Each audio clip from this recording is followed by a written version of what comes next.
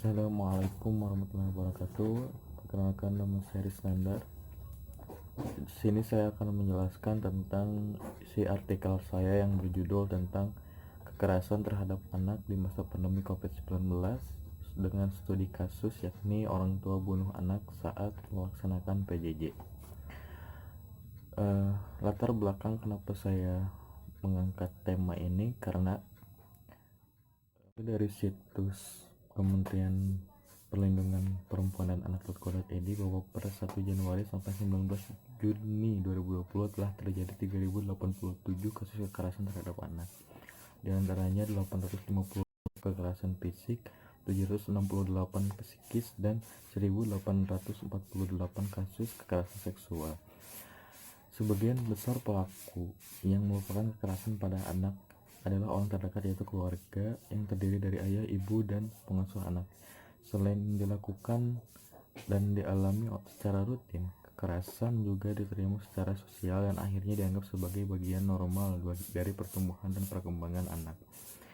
Data tersebut mengindikasikan bahwa kekerasan terhadap anak masih terjadi di masa pandemi COVID-19 seperti sekarang.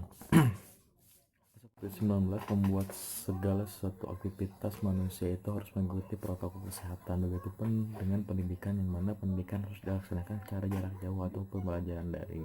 Hal tersebut membuat para orang tua bingung dan stres menghadapi bagaimana mengajarkan anak dengan baik. Hal tersebut juga mendorong seorang ibu yang bernama Lia Handayani asal Lebak, Banten, yang mana tega membunuh anaknya ketika saat pembelajaran jarak jauh berlangsung.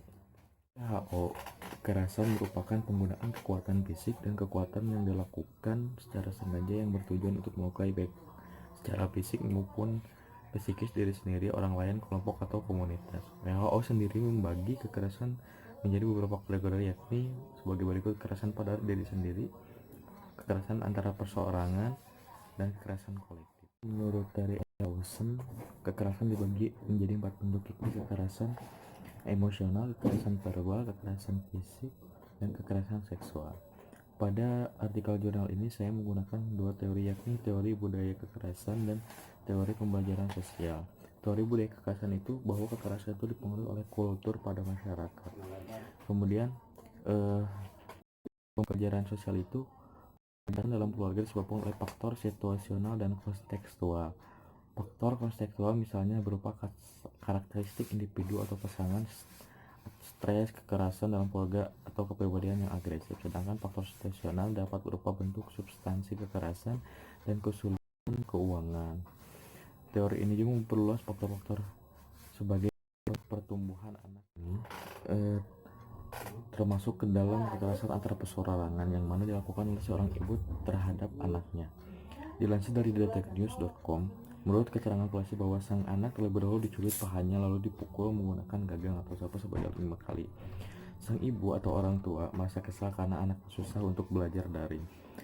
Kemudian tidak hanya itu, bahwa korban sendiri seringkali dianiaya oleh orang tuanya. Dibuktikan banyak sekali luka lebam yang ada di tubuhnya. Maka dari itu anak selalu mendapatkan kekerasan fisik. Kemudian kekerasan pada anak ini dipengaruhi oleh faktor kultural dan struktural. Jika dilihat dari faktor kultural, terdapat pandangan dari orang tua bahwa anak merupakan milik orang tuanya sehingga bisa dieksploitasi untuk mendapat keuntungan, atau sebuah pandangan menuntut anak untuk menurut kepada orang tuanya. Kemudian dari segi strukturalnya, anak selalu berada dalam posisi yang rawan mengalami kekerasan karena kondisi fisik yang lemah dan masih bergantung pada orang sekelilingnya. Kemudian paradigma tersebut menjadi dasar pemikiran orang tua untuk melakukan kekerasan pada anaknya. Kemudian pembelajaran jarak jauh juga membuat sebagian orang tua terganggu dan mengusik pikiran karena belum bisa beradaptasi dengan pembagian waktu antara pekerjaan dan pengawasan pembelajaran elektronik. Stres akibat pendapatan berkurang juga sampai kehilangan pekerjaan yang berujung pada kekerasan secara verbal saat fisik maupun verbal saat berhadapan dengan anak-anak maupun kurang harmonis dengan pasangan. Nah, hal tersebut menjadi dasar yang mana faktor kontekstual dan faktor situasional yang mana seorang ibu tega membunuh anaknya gitu. Yang mana yang pertama adalah karena memang pada dasarnya orang tua itu bersifat agresif kepada anaknya, kemudian situasional di masa pandemi seperti sekarang membuat orang tua stres gitu, apalagi dengan pembelajaran. Terus apa sih yang dilakukan untuk mengatasi kekerasan dalam keluarga ini?